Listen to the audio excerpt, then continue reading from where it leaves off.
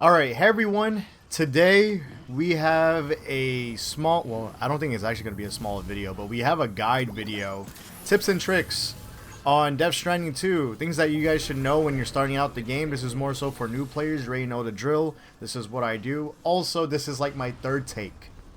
I didn't realize when making this video that this game has so many small mechanics that are big for the overall gameplay loop. It's core gameplay, and I'm actually having a hard time explaining this. So the comment section might have to carry me if I tend to forget something or miss out on a certain mechanic or certain things, because there's a lot to do. And when I'm playing this game, dude, I'm just on autopilot. Especially like this game is low key for experienced gamers that just know the video game language, video game design.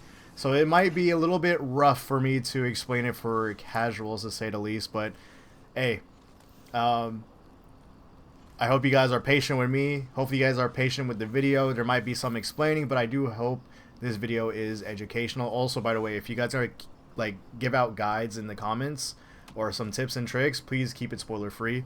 I'll do my best as well. I mean, there's some stuff in this game I already progressed a lot in. I'm like 58 hours in, so you may see some new equipment, potentially like just new gear overall, and potentially some little bits of story data. But other than that, I will do my best to not spoil it. Right now, I literally traveled all the way back to Mexico. If you guys don't know, Mexico is like the tutorial level and country for your gameplay. For like, I guess your first maybe 10 hours or less. So, and there's actually important stuff to go through. So for this video, this is how I'm gonna like layer it. We're gonna talk about the overall in-game UI, right? I'm gonna go over like the certain menus that are offered, give you tips on certain walking mechanics. I know, because this is a walking simulator. We're gonna also talk about cargo management. Inventory management is so important in this game. We're gonna talk about the orders, how you guys should approach them, and also about some little few secrets here in Mexico, and also what's very important about obtaining these connections and all that sort of stuff. And we're gonna talk about also these structures, these signs, because this is the whole multiplayer aspect of the game. You don't really see people around the world, but they do help you build all these structures here, like that ramp, that generator that helps you recharge battery, all that sort of stuff. So alright, y'all, this might be somewhat of a long guide, so here we go. First of all is understanding the walking mechanics when you're traversing just on foot. If you're just someone who likes to traverse on foot, I notice a lot of players tend to not really utilize the tools that they have. Gear is also very important. Read your gear. I think overall the main consensus on improving in this game is for you to read your gear, understanding the UI, and knowing what sort of passives you have. This game is also like about preparation, knowing your intel, like your routes, everything. So first of all, one of the main things that I have been seeing is when people walk around. I mean, this was kind of like from back then. I don't know about Death Stranding 2. People walk around, especially if they're new to the series, they just stack up a lot of random cargo on them. They don't bother to organize it. So organization for your backpack and for your suit, because you get to attach cargo on your suit, is very important. Yes, you could manually organize it, but please, if you hold D-pad up, go to auto arrange cargo. It'll help you neatly organize it so that Sam doesn't really stumble upon and trip constantly and walk unbalanced throughout your entire journey. So that's very important. Another thing is that, especially if you have a lot of cargo on you and you kind of overpacked, or you're just forced to have a lot of cargo on your backpack, L2 R2. He holds on to his backpack straps and is able to be more balanced. Sometimes the game tells you if he's about to trip or stumble, like press R, hold R2, hold L2, all that sort of stuff. So it is important regardless just to manually do this while you're traversing. You could even run and be safe, kinda. He'll still kind of trip while running, but it is still very important to just to have that balance so you won't be able to damage all your cargo, because every time he falls, your cargo could take a lot of serious damage. You never know, because each cargo is very different from one another. Another tech to know is this skipping tech while walking. This is only available when you're holding onto your backpack or your backpack straps. So when you're pressing X, you're able to skip through the rough terrain safely and securely with your cargo on your backpack. The only problem is that it uses a lot of your stamina. The blue bar is your stamina. So it uses that a lot, and you don't want to overexhaust Sam. Using that does also kind of put down your stamina gauge a little bit permanently until you rest again. This is game changing because it skims through the area much quickly on rough terrain. So that's just mainly the main things when traversing on foot, right? Is that you don't want to overpack, you don't want to have ridiculous amount of cargo on your back, and you got to find that sweet spot. Another thing is to understand, again, like I said, the UI. So if you look at the bottom left corner, we have our durability for our boots, because each and every item has, or not every item has durability. And then we do have battery. Battery is used every time you're using things such as the exoskeleton or things that utilize the battery. So I am using an exoskeleton right now. It is equipped on me. It's the Boca exoskeleton, which is you get way later on, but you will get a exoskeleton early on in the game during your early gameplay hours. Very important to have. So always utilize your exoskeleton. We'll talk about the gear later on, but no matter what gear you have on you, you use battery. Even this here, I press D-pad left and right. This is for your flashlight. This uses up some battery. Although the battery is not being used in a safe zone, like you don't use any sort of battery at all when you're in a safe zone, or when you're connected to a nearby facility like this, right? You will use your battery. So shutting off your flashlight will help you save battery, but it does help if you want to see in the dark. Also, the flashlight works is that wherever your camera is pointing at, the flashlight will point there. D-pad left to shut down the flashlight from your scanner. If you ever want to recharge your battery, because there's other ways, because there's gear to have more battery, right? You're going to see a lot of these. These help you a lot with charging up your battery. So these are generators. They help you a lot. This is just from a nice random person who set a generator here using their own materials. This is one of the multiplayer features of this game, which you should be utilizing. There is an option to turn off multiplayer, but I highly recommend you turn it on. You don't really see players in this game. You only see their structures, like this generator, that ramp, that watchtower, the bridges.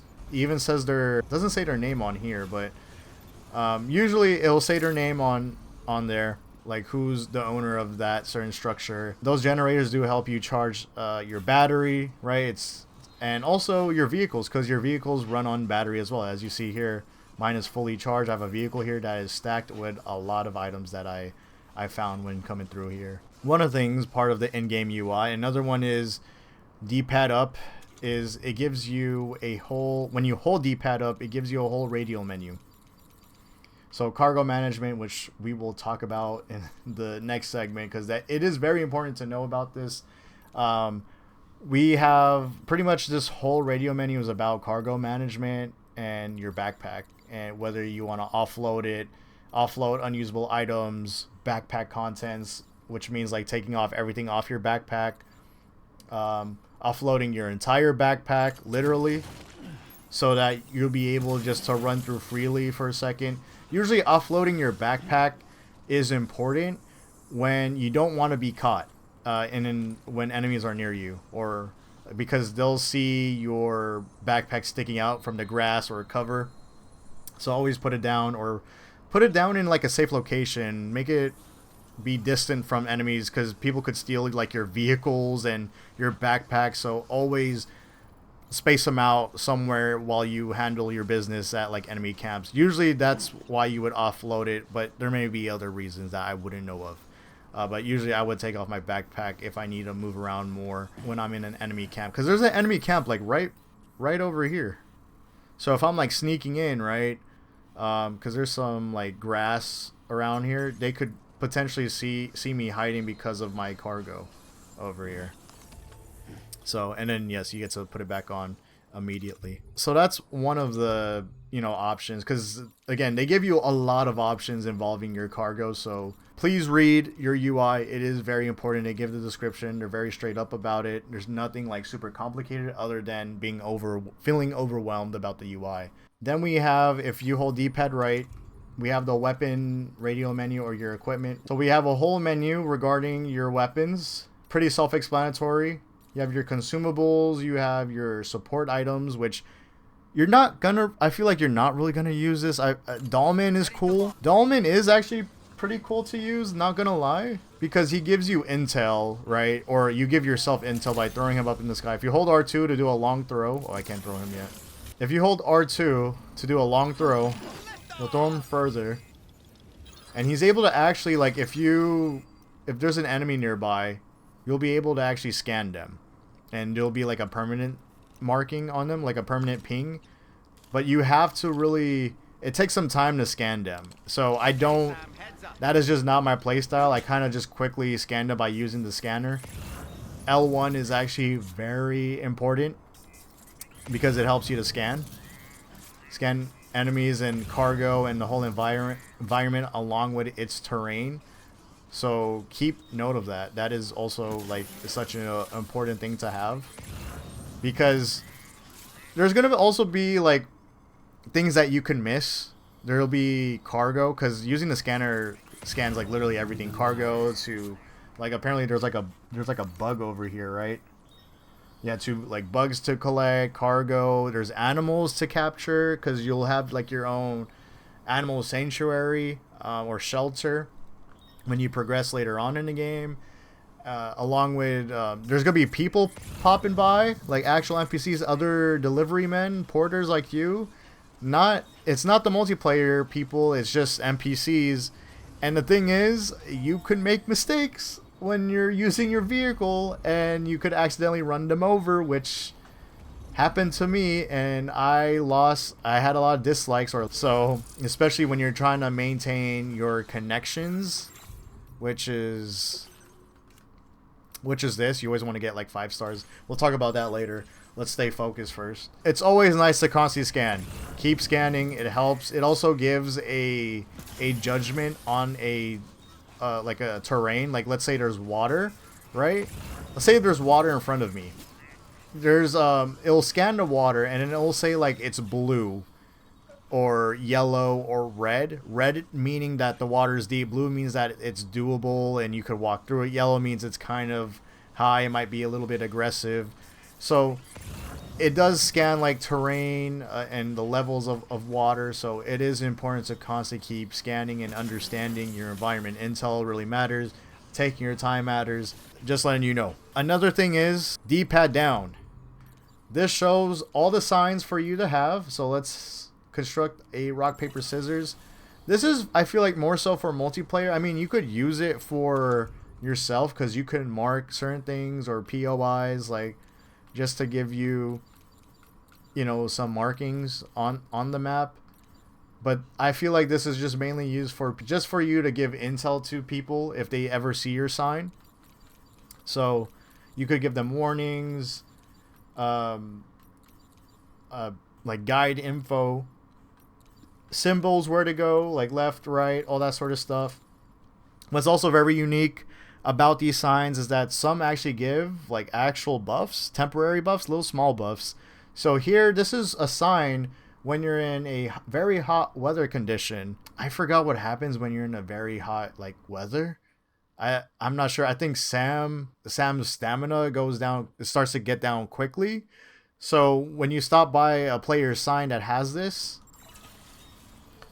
right? Once they go by it, they get like a buff from it.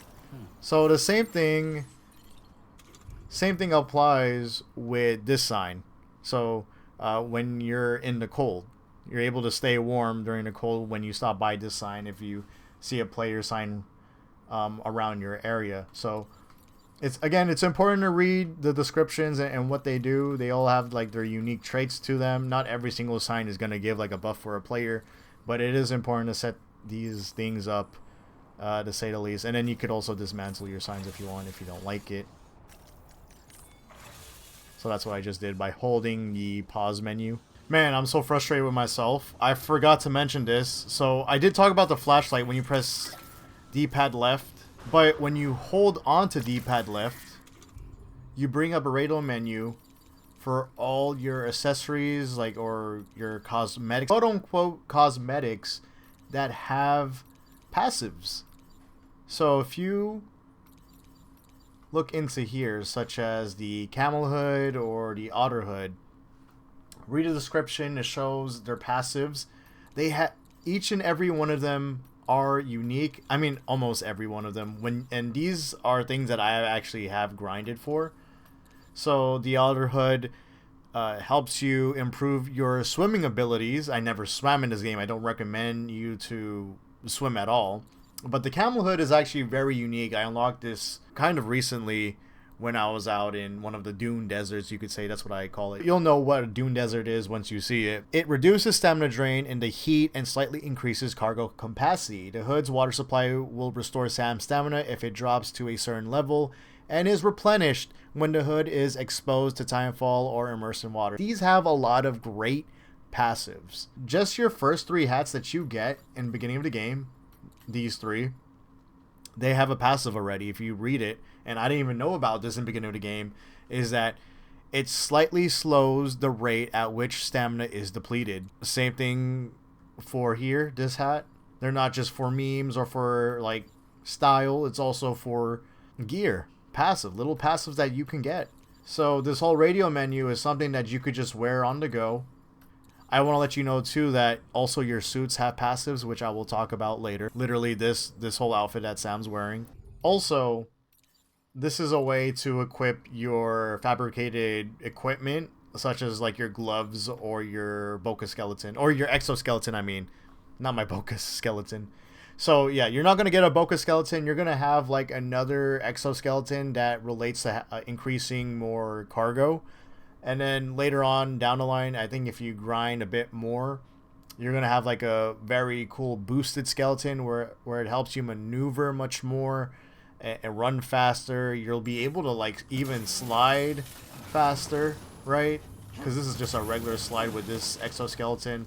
But pretty much like your exoskeleton really determines your playstyle, and it also helps with cargo and stability when you're holding a lot of cargo throughout these rough terrains. So pick which one, and it's worth to grind at least for these certain skeletons. Also, by the way, with this whole radial menu, you'll be able to check out the durability, like with your boots, your exoskeleton, and your gloves. I think we gave a decent rundown on what we could do for like the in-game UI. I guess the last thing I want to point out, I don't know if I already said this, but this is the first person. You hold L1 to go in first person.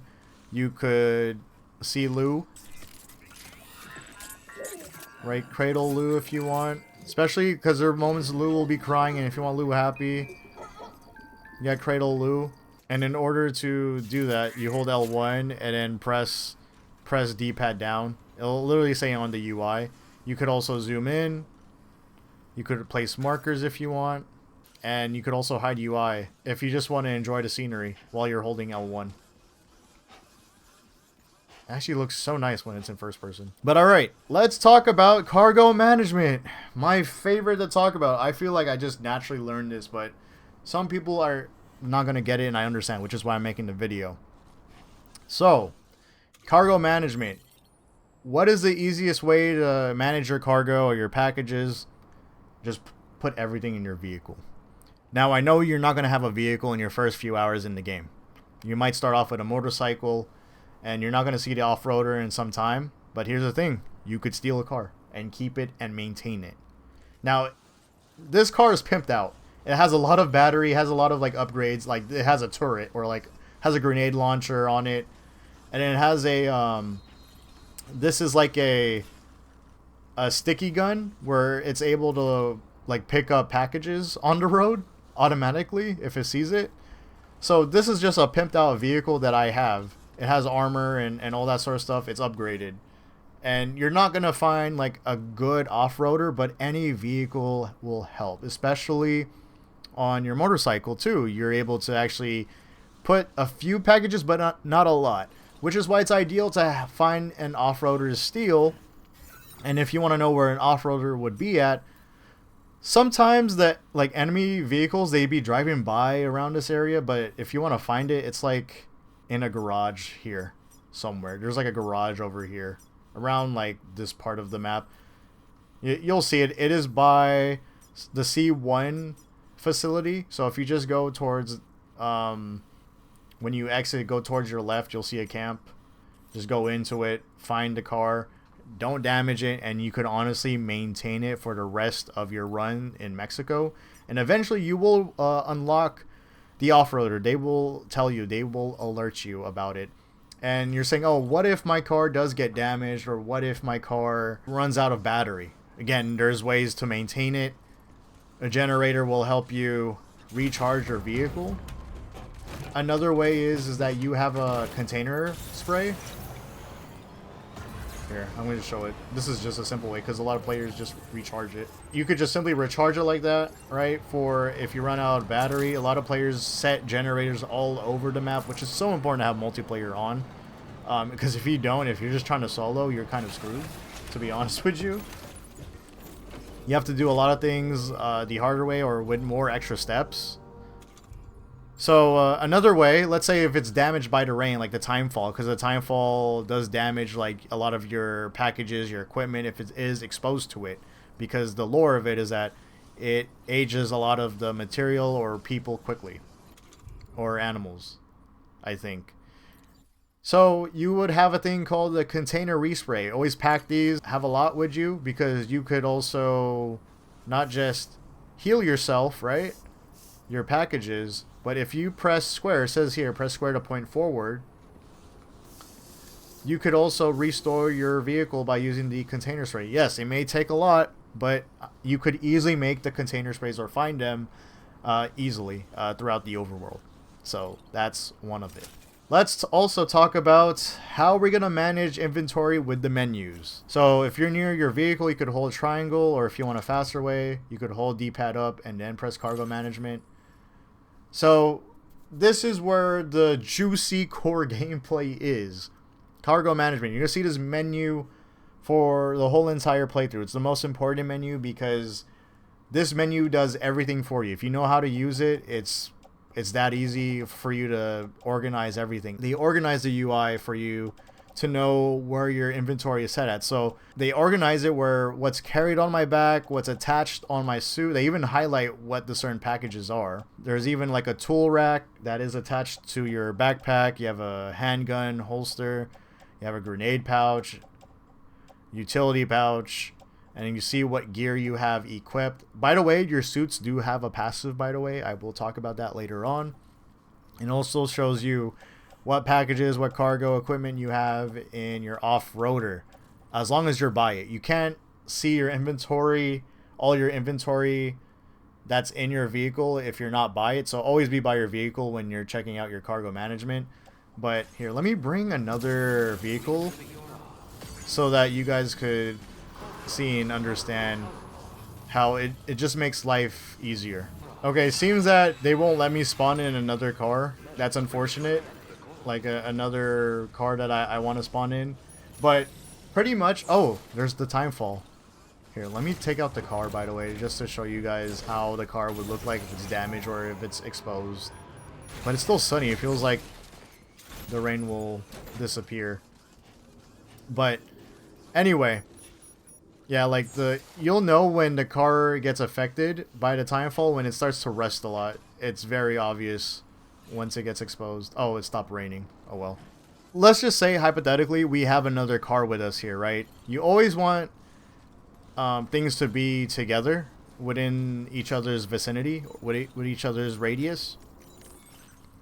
So with this menu, you could literally make anything happen in terms of like transferring over and organizing your inventory. So for example, if there's two off-roaders, it'll say, okay, put in an off-roader to off-roader 2.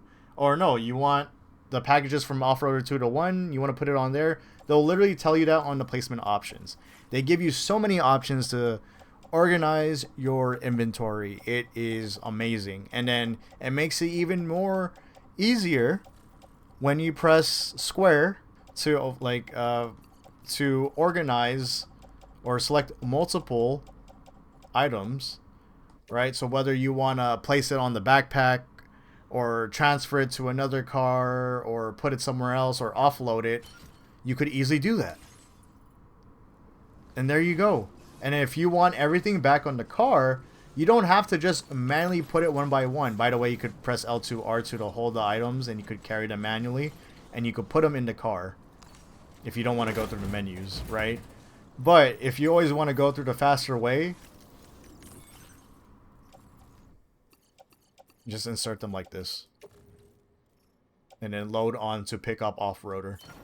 And that's it. So it is so important to utilize this menu correctly, understand it, how it works. You're just gonna go autopilot on how you're constantly organizing a lot of the cargo and everything. So I hope that helps. I think the only times that you do want to manually... Here, let's actually talk about it too. I think... Let's get out the car. The only times that you want to manually organize your equipment is when you're actually... Oh yeah, by the way, if you want to offload your whole entire backpack, hold triangle as well. That's a little shortcut. So by just holding triangle. The times that you do want to like organize your inventory is when what certain items or equipment you want to be attached on your suit. Because there's going to be times where you want to let go of your backpack and just run through like certain areas and take on like enemies and whatnot. I highly suggest that you look through, examine, see, like for example, like we don't need my PCC level 2 on my suit. We don't need my like material on my suit for whatever reason. You could probably fit in like your more handguns, more ARs potentially. I mean, I have it auto organized it to have a grenade launcher on my right thigh. So stuff like that. You could only go up to like to 4, but make those meaningful 4 choices. I mean, you could even probably add stuff on the tool rack, all that sort of stuff. So experiment with your inventory and how it works. I mean, personally, like I have my own play style to make things more convenient for me, but if you're someone who wants to do that, go for it. Another little secret I want to tell you guys, this is why it's important to read stuff. I keep emphasizing that because like I did not even know this when I first started. So I thought this was just for combat. But clearly the first sentence says a rope to bind and secure cargo. I didn't know you could literally use this rope to secure your cargo here, but it could also be used to deflect enemy melee attacks and silently restrain enemies from behind. By the way, this is like probably one of the best weapons to use in the game. You don't really need to use a gun. Use this. Learn how to use this. Here's the thing about this. When you have this out, right? Yes, you could parry enemies and all that and tie them up. But when you offload your backpack, look what you could do. Aim your strand at it, and it says R2 to tie down cargo.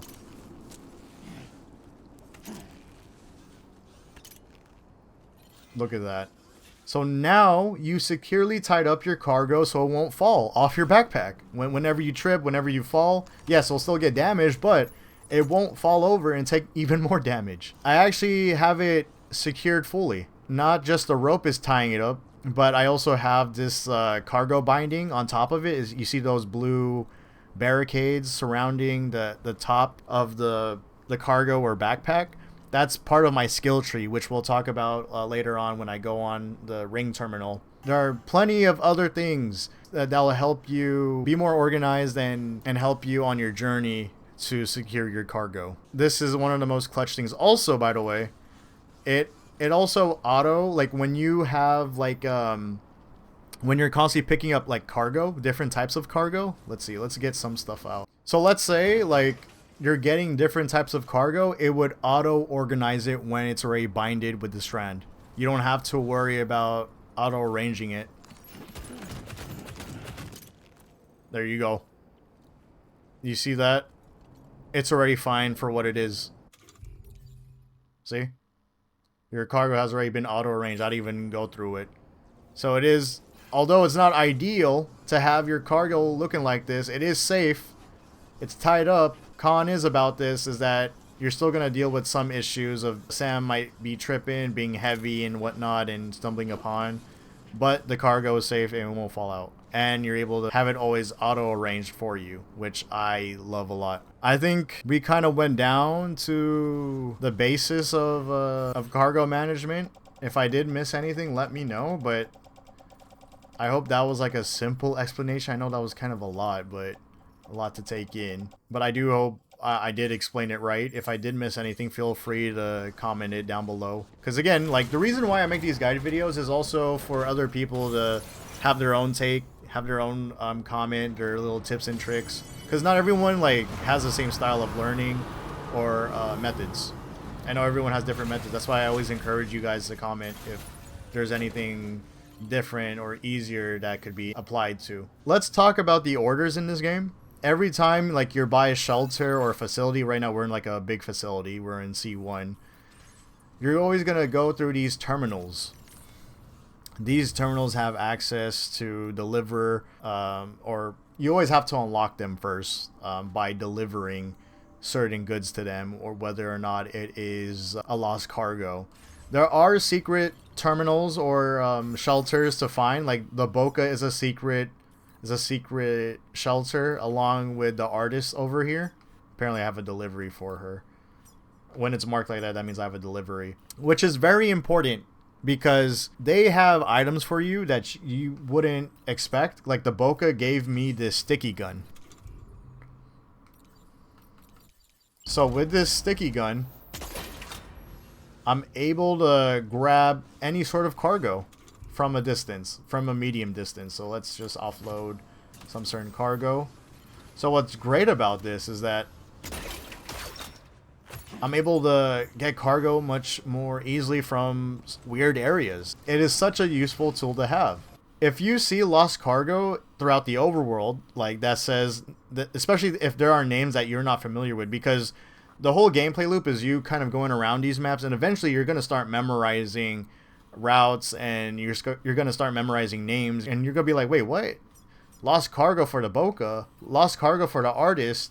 You're going to see them throughout the overworld, and it's important for you to obtain those things, right? Let's just drive around real quick so that you'll be able to go to their terminal, unlock that area. It's not just important for you to get these connections, it's also important for you to connect the chiral network. That is the purpose of part 1 and also this game, which is why they, in the first game, they always say, oh, you got to reconnect America, you got to reconnect Australia, all that sort of stuff. Now, I don't see any lost cargo nearby. It's also hard to read the UI when it's on light blue and then the sun is out. So over here, it's a large cargo. So over here, it says the artist. You're going to see like random lost cargo throughout the overworld, anywhere you're at. By the way, again, that sticky gun that my car has, you're not going to get it until later on in the game, and also you probably have to grind for it.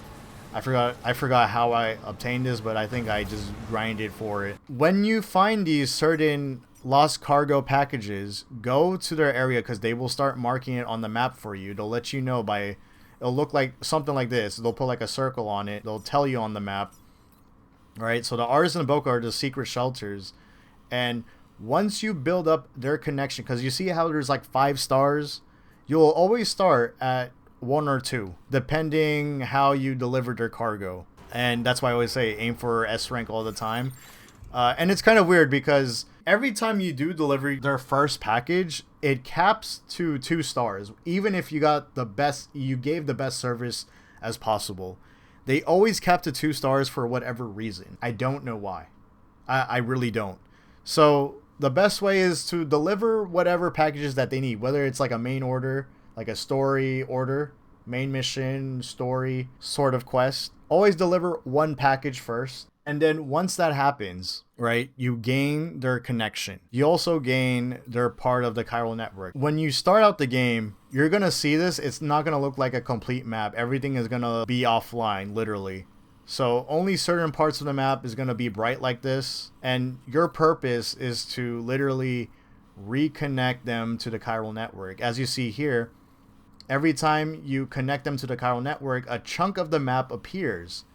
As you see, it's highlighted in blue. When I finished the tutorial area and went on to Australia, because right now, again, we're in Mexico, the artist and the bokeh, these were not complete. So I was a little bit confused on why this wasn't completed yet, and why I was like, oh, maybe I might come back later on for the story. But no, these are completely optional. You could easily miss this.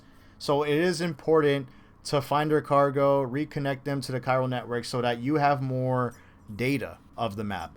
But what's also very important when you connect them to the chiral network is that it's so that you have other player structures.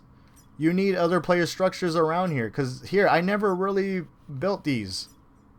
Some of them, like I never put this generator here. Someone else did, and along with other players, they contributed with certain materials to upgrade this.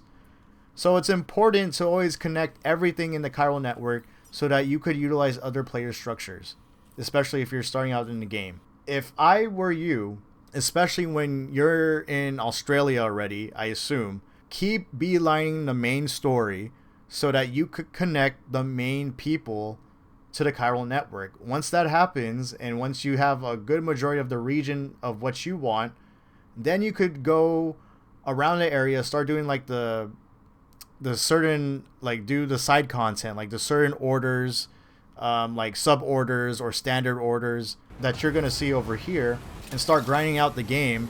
Because when you reach up to 5 stars, they give you special equipment.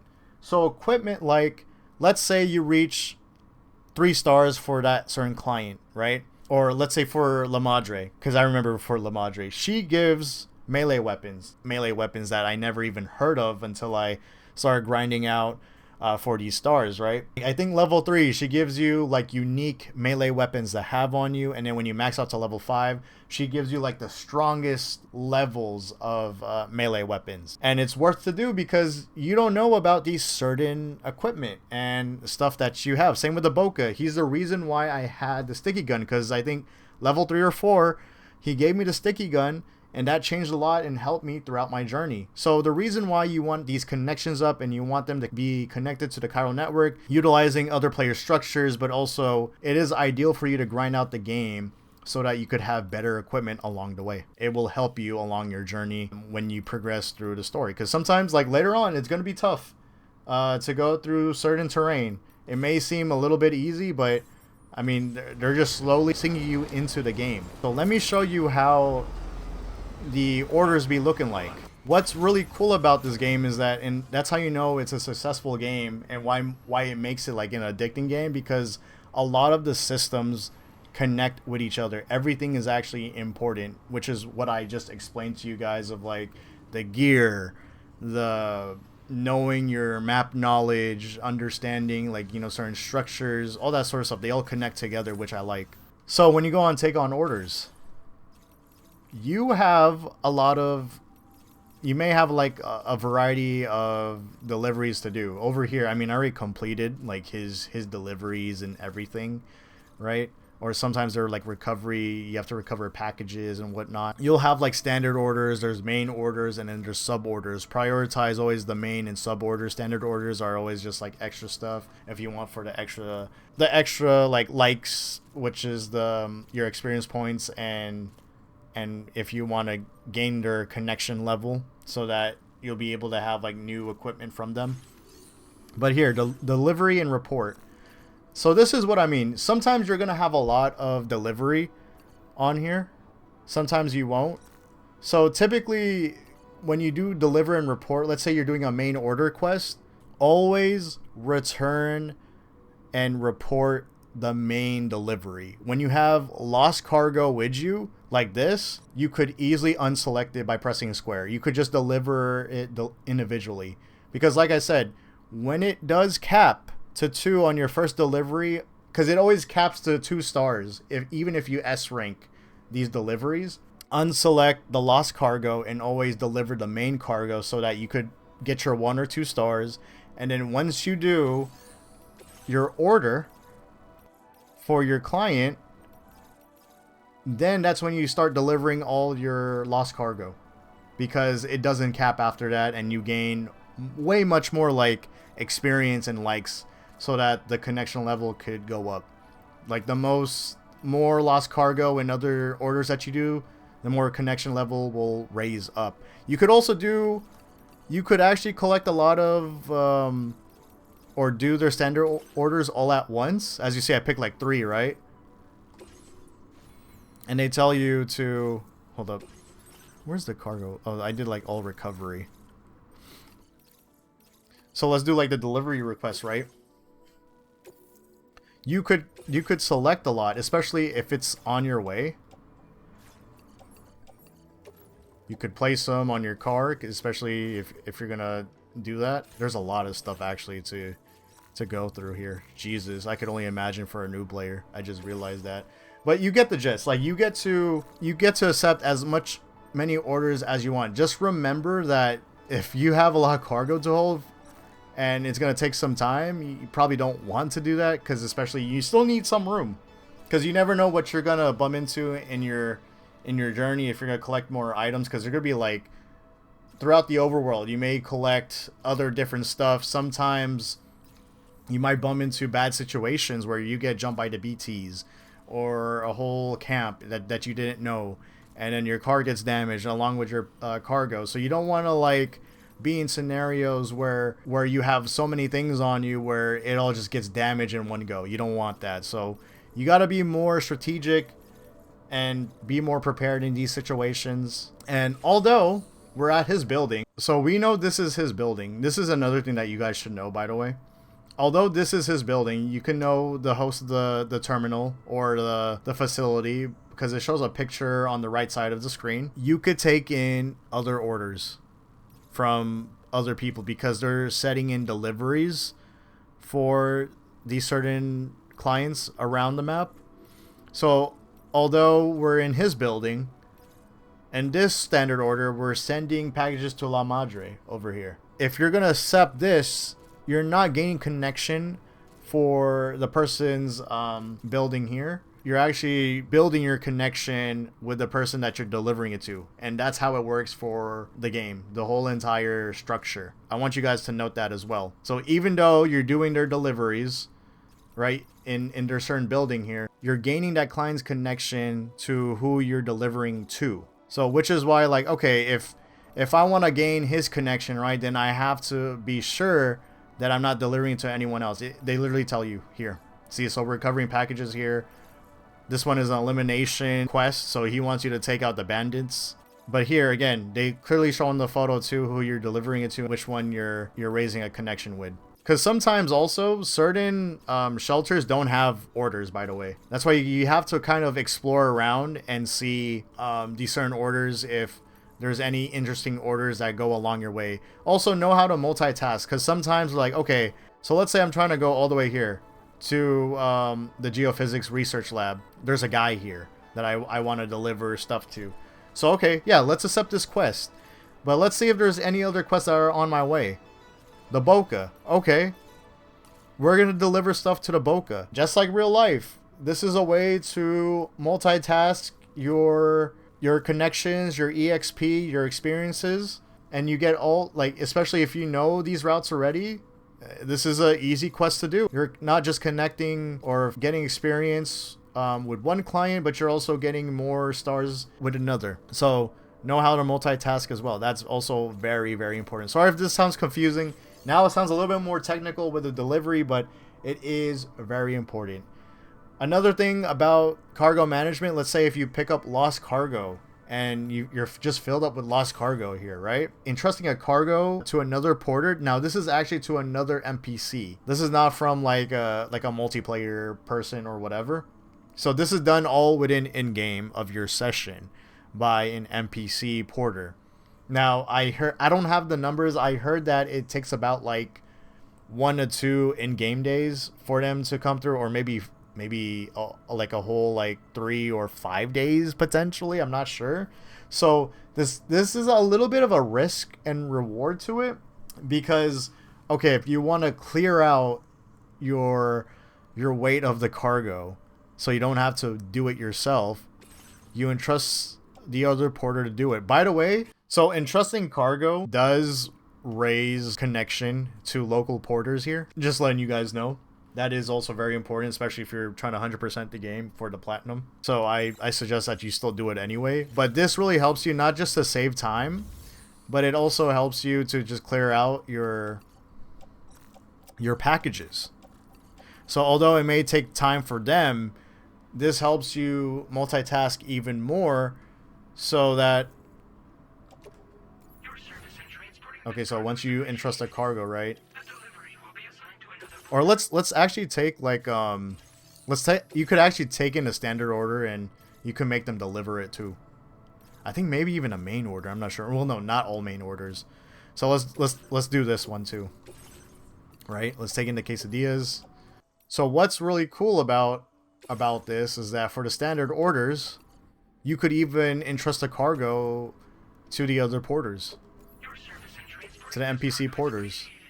So once that happens, if you go to orders here, it says view cargo for delivery. And it says it has been entrusted. So once they deliver the quesadillas, you'll know by just constantly checking up the status on this, right? Once it has been delivered. They don't automatically turn in the quesadillas for you, the cargo for you. You have to manually do it. So whenever you have the time, just simply visit this area over here, the Boca, and do the same thing as what you would typically do, is that you access the terminal and go to deliver and report, and they already have this. They already have it set up for you to deliver and report, and you have to do it yourself. But the thing is, they did the whole journey for you. So that's what's good about it. I think you're not going to get as much likes and all that other stuff and experience because you let someone else do it for you. So the same scenario actually is applied to fast traveling with a DHV, which you will unlock later on in the game. So let's call it in. So this is actually very important to know about, is that you could fast travel in the game. And this is also why I highly suggest that you never want to store anything in different facilities unless it is convenient for you. Because let's say if you're constantly traveling and you're always on the move, those items will stay at that certain facility. So I highly suggest that you save a lot of your stuff, your material, whatever that you want in the private locker in the DHV, as a DHV will always be accessible to you. They will tell you, there will be times where it would not, but that's just because of main story reasons. So what's cool about this, yeah, you could store stuff here on, if you go to facility storage, and as you see here, I have like all the stuff that I had before in the beginning of my playthrough, and I put it on here along with material. And this is all from like when I was in Australia, and we're in a whole different country. Because when you go to different countries, it's just this whole complicated mess of inventory management where they store it at the gate where you transfer over to the other country, and if you want it back, you have to go to the exact same location, and it's just going to take a lot of time. So it's just best to just save everything here in the DHV. But what's also cool about delivering, in terms of delivering, is that you could actually deliver your packages using the DHV. So you could deliver by fast traveling. The biggest con about it is that you're not going to get SP or XP. You're not going to get like a grade either. So that's what's the con about it. You're not going to get as much experience to improve your connection. Neither would you have a grade, which is also important. Well, I mean, the grade is not as important. You still gain a connection anyway. I don't know if you guys care about grades or whatever. Grades help you get more likes, more points. If you go on your ring terminal, you'll be able to, and then you hold X. I mean, they teach you already about this. You could fast travel on certain locations, the main facilities in the map. So that's what's cool about it. I'm not going to bother to fast travel. I just called it over. But I just want to let you guys know that you guys can do that in order for you to, if you want to just quickly deliver, or if you just want to simply fast travel to go to a certain location. So that's really it. Just letting you guys know about that, just to make your travel much more easier. So another thing too about entrusting cargo, this is what I started to recently do, because you're gonna have this option later on where share cargo with other porters. You could actually take it. You could actually take some cargo from the locker. This is from people all around the world, and you could take their cargo, because I guess these were lost cargo, or they decided to put the cargo in here. I don't think actually you could put cargo in the shared locker, but you could also donate. You could still donate like equipment that you don't need. You could still donate stuff like I could donate blood bags and weapons and whatnot. The thing is, when you're sharing like all these sort of items, the player has to have that already accessible to their playthrough. So like a level 1 player wouldn't be able to access all these sort of items until they unlocked it. It's still a fair trade for the game. You're not necessarily cheating, because again, these things are accessible once you unlock these items. Because I never seen like the machine gun like when I was like level 1 when I started until I have unlocked this machine gun. So anyway, about the whole shared locker. So typically what I do, I take these, I load it in, right, in my backpack or my car. I entrust it, and I'm like, all right, you know what? Here we go. I will entrust the cargo. So this just gives me more time to do what I need to do for main story. So by the time I start doing the side content and grind out for the other shelters and facilities, once I get to them and deliver their main stuff, it would already be in store for me. I would just have to turn it in. So that's really it. That's how you would really micromanage your time. Gosh, this guide is such a mess. Okay, so I decided to include this because this is also very important for you guys to know, since we're on the topic about micromanaging and understanding your routes and everything, right? So when you go to Australia, eventually once you start to connect everybody to the chiral network, now first of all, like I said, connect everyone to the chiral network, or wherever, like this whole region here. Try to connect everybody. Just attempt to beeline the main story so that you could get certain shelters, because there isn't really any secret shelters around here. Just beelining the main story will help you unlock certain shelters or facilities to the chiral network. And once you are connected to the chiral network, you will have a highway here. Oh wow, there's a roof above my head. Somebody has upgraded this whole area. I didn't do this. On your journey, you will encounter things like this. Now this is not upgraded, which is why there's no roof on this area. It does need to upgrade too. So you'll have things that look like this, right? And you could easily see them on your map. It's going to be called the Auto Paver Australia Highway, and it'll have like a number on it to show its certain ID. When you donate certain materials to the Auto Paver, you will need chiral crystals, ceramics, and metal. Here, in order to upgrade it, I need chemicals. So I'm not going to bother focusing on upgrading it just yet, but when you guys do begin, it'll be ceramics, metal, and chiral crystals, which is the most important material that you should be collecting, and which is why I highly recommend you guys get a off-roader vehicle, because it'll help you store a lot of these material and for you to be able to maneuver around the area much better with a lot of cargo, so you'd be able to do all your grinding, your deliveries, and be able to do all your sorts of upgrades, because this is a game where you're really rebuilding everything from the ground up. And of course, the reason why I say you connect them to the chiral network first, because you will see these things without the chiral network. But the problem is that they have a lot of material on them. So once you connect to the chiral network, the materials will lower because other players are donating to that certain area. You still need to do your part by donating, right? Like, I'm not going to get to level 2 until I start to donate stuff with this certain thing, which is why I keep emphasizing always be connected to the chiral network, so that you use less materials to upgrade or construct certain things, or maintain certain things, because they do have durability. Like, as you see, the road is getting messed up, and I do need to upgrade it. I wonder what's the durability on right now, because there's a lot of cracks on the road. Yeah, like the durability right now is on 53%, so I need to like either upgrade it or maintain it. So, and why these highways are very important is that you don't lose any sort of battery when you're in the highway. Whether you are walking on the highway or running or you're on a vehicle, you don't lose any battery. And it's such a rewarding system that they have created for you as a delivery man. I suggest that you start donating and find these materials first, then donate to these roads. Again, you'll know because you'll see things on the map like this, where they'll give you certain chunks of roads on each part of the map, right? I'm on one, and then you just saw one over there.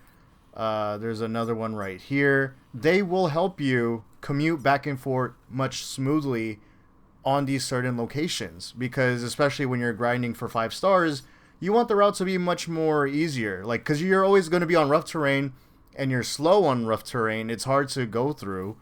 Sometimes you might be stuck on stuff, so just having the road is just much more convenient, and grind for that and start grinding out a lot of your deliveries. And make sure that the roads that you're grinding for aren't just random roads, but it's just roads that you're normally going through for your routes. I also think it is very important for you to memorize your routes. What is the most convenient way for your vehicle, or for you when you're walking, whatever, however you commute, however you travel to get your delivery done. So please keep that in mind. This is like everywhere. I'm still working on the highways. There's still a lot of roads to pick off, and I don't want to spoil everything, but this is what you'll encounter. And also, where would you find the materials at? You could literally find them anywhere. They're literally like lost cargo, or they're in camps like this, and post boxes. You could also get them from the shared locker, from what I've mentioned. Some players donate it to the shared locker, so feel free to use a lot of materials. There's even like mines over here, or stuff that produce like ceramics and all that later down the line when you find more mines. And just get the material off there. I mean, you have to like look for chiral crystals, which you could honestly find anywhere. You just pick them off from the ground. If you are really looking for like ceramics and metal, go to these camps. Raid the camps, get their material, like literally get everybody, knock everybody out. Do not kill them, of course. Bring in your car, get the material, and just go on to the next, continue your day. And also, doing certain quests does increase your materials as well. They do donate to you as well for, and reward you with different sorts of materials. So yes, doing the different types of orders, whether it's main order, standard order, or sub orders, you get something out of it. Like I said, everything connects with this whole system, so it's just rewarding to really do like anything in this game. Have fun rebuilding these roads. I mean, some of them will be a grind, just letting you guys know. I think I run down everything. This is almost an hour. My apologies. This is like it's really a big talk about inventory management, because that's what's really the game about. I mean, there is combat in this game, and you could be creative with combat. But here's the thing. Let me give you an advice for you guys about combat. And the reason why I didn't bother to teach you guys about combat is because they simply have a whole tutorial section for you. So whether you are in a private room, or if you're in a facility, if you go to facility features, go to VR training, ignore the beach jump because you're not going to like have this yet. Go to Porter Fundamentals program. If you're familiar with the Metal Gear series, this is something how you really learn the game. And they literally teach you the gameplay mechanics on how to play the game with its combat. These are the simple ones. These are different. This is a whole different situation. I unlocked these through side content, so that's something for you guys to find out on your own. But 1 through 6 are very important. You guys should do these, and because again, it's very important for you to understand the combat mechanics. And then they have this mastery program where you're able to actually test your skills. They literally tell you to do these certain drills and objectives, and you're going to be in a lot of scenarios in the game that you're not going to expect. This helps a lot for experience overall. And if you just want a whole training room, you don't want to do the drills, you just want to just go to the training room, understand, I suggest that you guys do the drills. You have your own training room here. And another little secret, when you're holding a weapon, this is like more so if you're on the go, right? If you're holding like a weapon cargo, and then it says D-pad right to equip, you literally equip it literally on the go without opening up like a whole menu or whatnot. So there you go. Let's talk about the private room, because that's another room for preparation. It's also about buffs that you could take, and you'll find private rooms in man-made safe rooms or facilities that look like this. You're not going to find them in shelters. You'll tell what's a shelter because it's pretty small. You're not going to see them have their own private room, because if you want to rest in their shelter, you would have to max out to level 5. So yeah, when you're grinding out the game, most likely you're not gonna be resting in someone else's shelter. The only ones that would provide shelter, especially beginning of the game, are these facilities like this. You'll know because they all look the same. When you go here, once you park it up, usually in any facility or shelter they have like this area for a vehicle that has this circle here. It's so that it connects to the terminal, so you're able to, you know, deliver your stuff from your car. Along with, especially if you're in a garage area that, like this whole facility, you're able to actually repair your vehicle by holding square. So if it's damaged by the time fall, it'll be able to repair it. I think it also recharges it. And then yes, you could skip it as well. And there are two ways to also access the private room. So you can access the private room through here, right, by facility features, and then go to private room. And as soon as you go to the private room, you automatically go to sleep. So we could enter the private room through here as well. So we hold square. So the thing is also knowing your options. In this game, they give plenty of options. This game is really about immersion. It's treating the game like it's somewhat real life in a way. So even though Sam is a mess right now, still went to bed.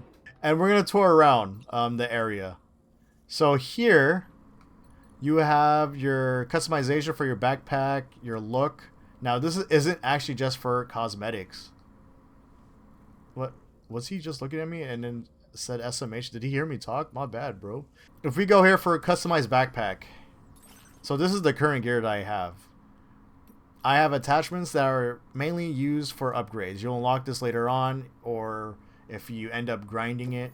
You could also change the color if you want. Now, if you want different colors, that means you have to grind it from the artist, the one I was talking about earlier. But you could change up the color. You could add different patches, which is like the decorations, right? Like, but mainly the components is the main thing that you want to add on.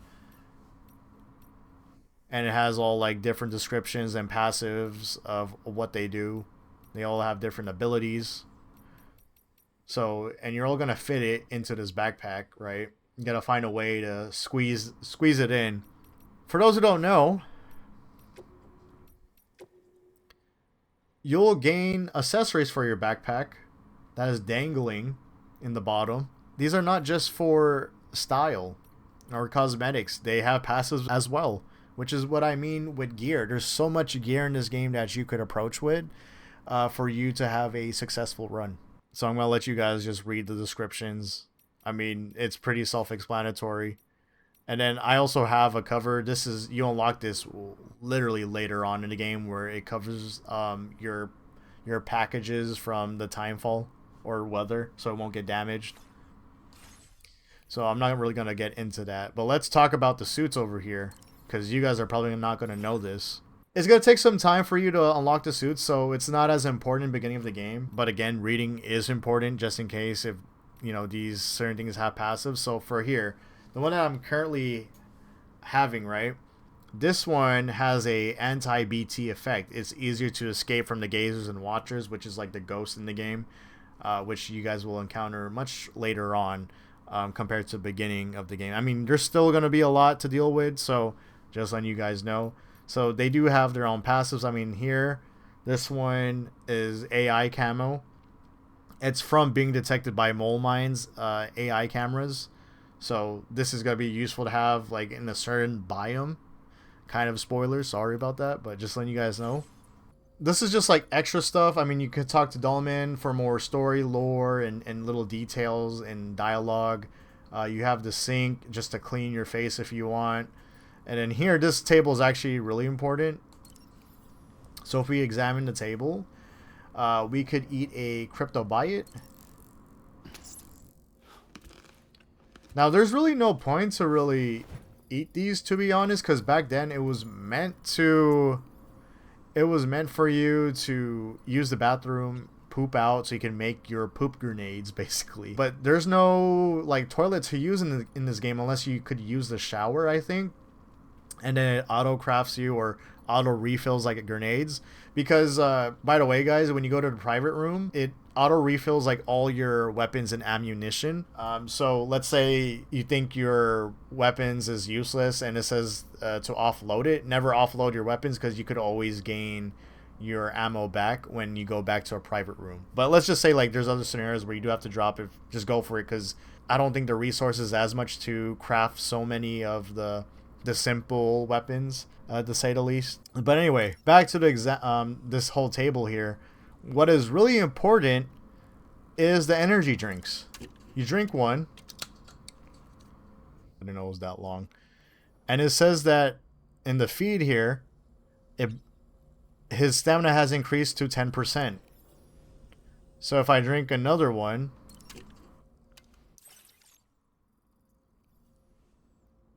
you get a buff to his stamina.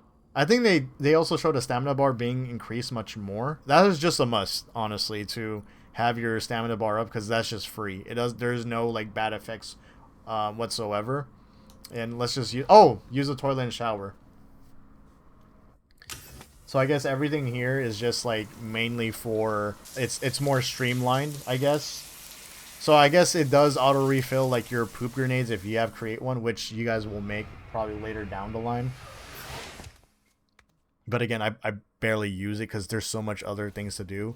But also, since you have been exposed to by tar and other stuff, and you have a long day, it said that we collected chiral crystals from Sam's bodily fluids. So that's just a way to also gain more resources. The private room here, this is pretty much all the importance of it. And then here you could view test weapons. And this is where I actually discovered the VR stuff. So you can look around if you want, examine the weapon rack. So this is where the first time I discovered the VR training here. You could do VR training if you want in this private room. And then you could go back. We're going to go back to the surface because there's one more thing, one more section I do want to talk to you guys about. This is actually, I'm for real this time, this is like the final area that you want to know about, is the ring terminal menu. So here they obviously open up the map. The map is 3D as well. It is important for you to understand where your routes are at, which is why like every time that you actually take an order here, right, they always tell you, they give you an option here, route, go to a route simulator, which is basically your ring terminal.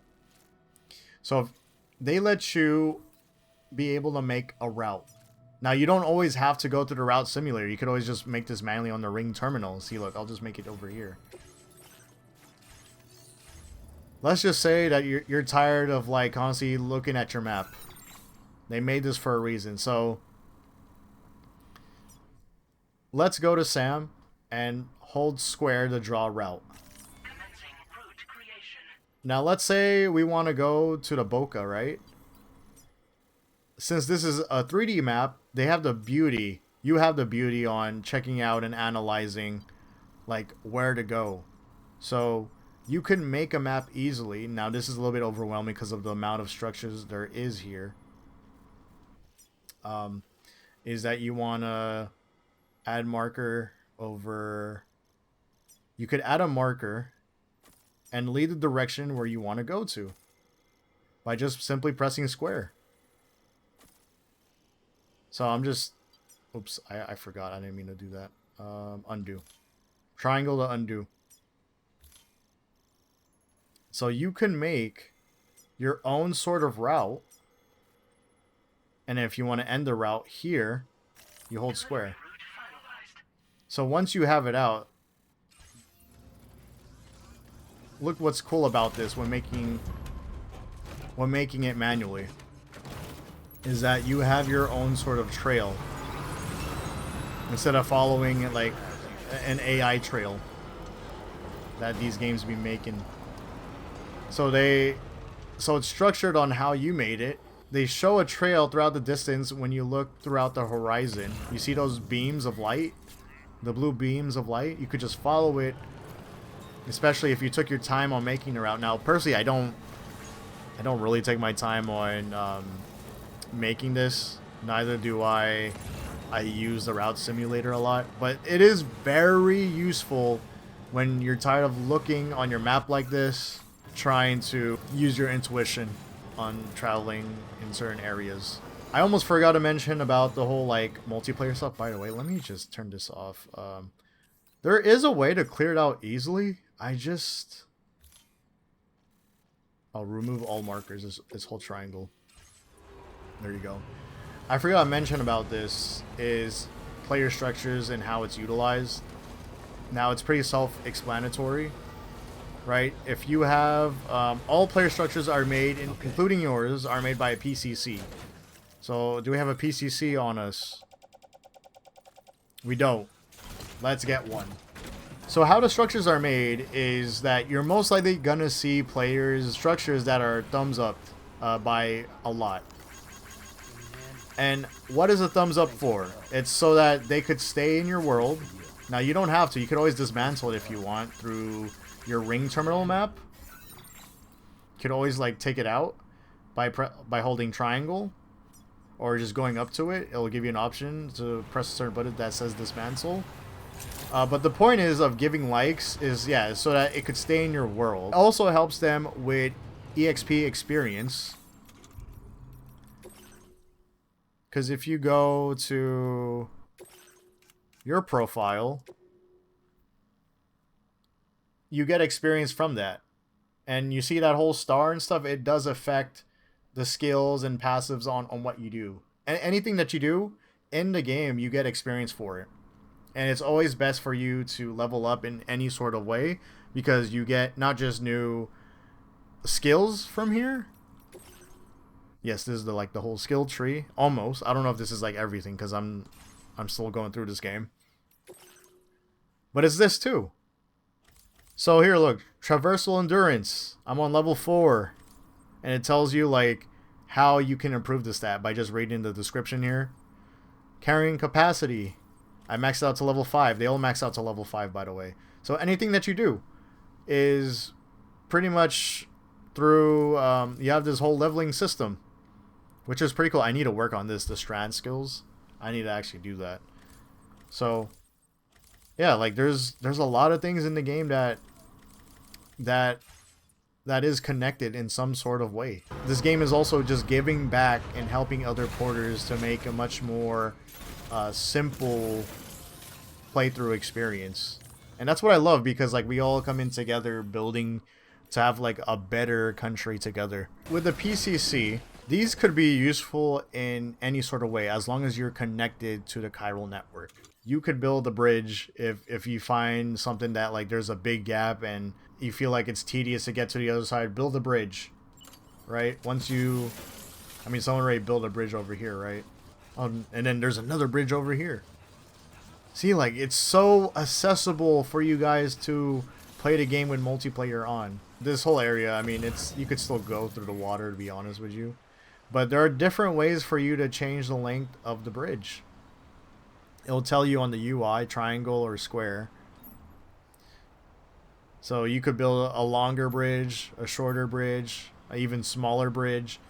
But the bridges like take material, and sometimes like they don't they don't really tell you that. Things that you would be probably using the most of your tools is the container respray, because that could help you heal from the time fall for your cargo damages or even your car.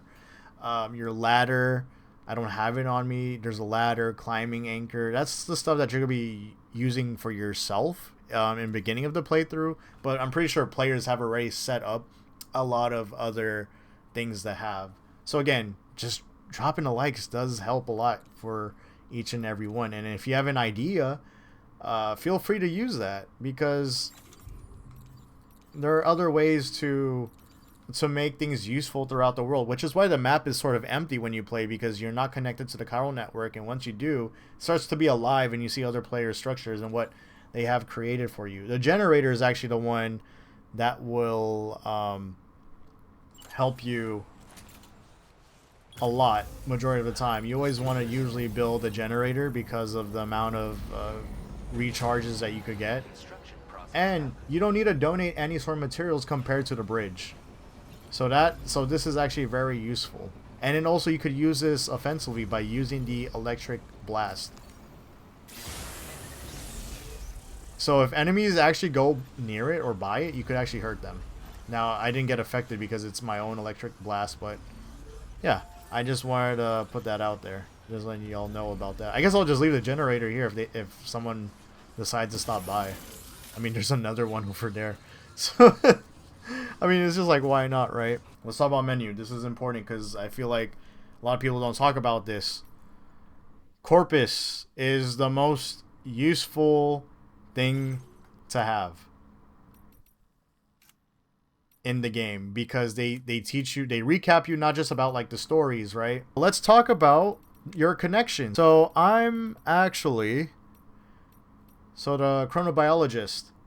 I'm still working on having a 5-star connection with her. So if you go all the way down, they tell you that if you develop your connection level with her, you might receive a new accessory. So they tell you and hint you about what they potentially will give you once you increase their connection level. They always mention this. Let's say if you don't even want to go for 5 stars, they let you know about it. So this one is useful for here. If I go to the adventure, right? If I continue to develop my connection level, I get field wear for braving the cold. So, which I really need, because I'm starting to go around the whole area in the snowy mountains. The corpus part of the game, the section, is so useful to just understand simple things that you want to know without searching up a guide. They also give you the controls, vehicle controls, gameplay tips if you forgot about anything, right? I know it's a long list, but it's all here.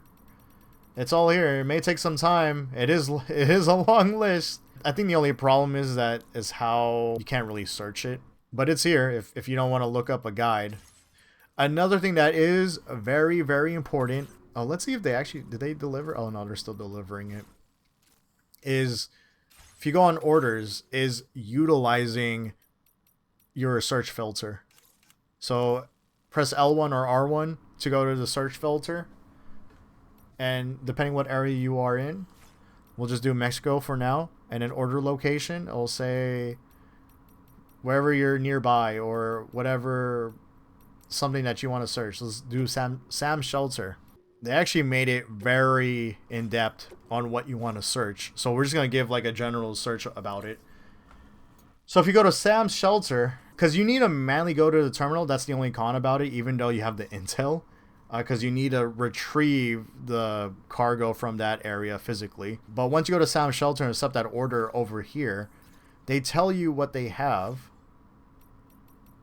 It gives a general idea where to go with the search order filter. I know it seems useless, but there will be a time where you're going to start be grinding out for these orders, and you'll be like, oh man, these certain locations don't have any orders left. So where should I go? And that's when you use this order filter. Another thing that people do forget, because you could raise your connections, is the aid requests. These are little side quests, because sometimes they tell you like, oh, can you retrieve this cargo for me? Can you do this? Can you do that? So these are like little simple side quests to do. Sometimes you have to build stuff. Sometimes you have to recover cargo. So just remember about that. An important thing with the social strand service with your NPCs, so there's like a social media that they have here. And What's actually important about the social strand services is that they give sometimes gameplay tips or hints or intel on what's going on throughout the world. And for example, here someone says that I recently like got to the part of the game where I'm able to like build hot springs. So someone's giving me intel where I could build a hot spring at. So they're telling me to basically go over here. And they even give a location too for here. They give me much more intel. Sometimes it's vague. Sometimes you have to really kind of figure it out. There are moments too where they're like, oh man, you better watch out during the nighttime because more BTs will show up. So they're going to give you a heads up on certain things. So it's always important to read these. Also, dropping a like. I already gave them a like on here. I always like their feeds. They do give you likes back, which is like extra experience as well. And so with the skill tree, I mean, this is not really spoilers, just probably gameplay spoilers. If I were you, always pick the ones that suit your playstyle. But for me, if I were a new player, go for the ones that focus on cargo and battery. So battery efficiency boost that helps reduce vehicle's battery, since I'm always on the car. This one, cargo binding, instant cargo binding, which you guys actually see on here right now. See, I'm double secured with the strand rope and also the instant cargo binding so that the cargo doesn't fall off. This one is good because you're always going to be rocking the exoskeleton. Like I said, the exoskeleton is very useful, and the skeleton helps auto assist Sam's balance. So throughout the game, you're going to access the skeletons very easily. And like I said, there's a lot of gear in this game that could help benefit you on your adventure, but the main thing I want you guys to prioritize is the exoskeleton. You will find a lot of better ones. There's different ones that will suit your playstyle. One for making your movement speed way faster. You could jump higher.